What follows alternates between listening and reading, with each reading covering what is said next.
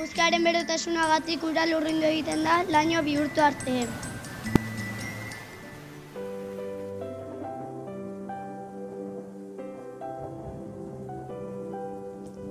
Hodeietako lurruna hoztean kondentsatu eta gero elurra, euria edo kaskagarra bihurtzea. Gero, ura errekatara eta lurrazpira joaten da, eta errekatako ura itsasora joaten da.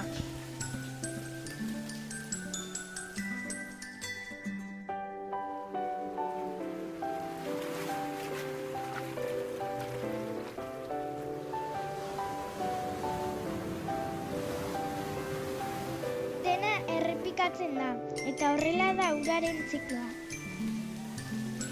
Espero dugu asko ikastea eta gustatzea.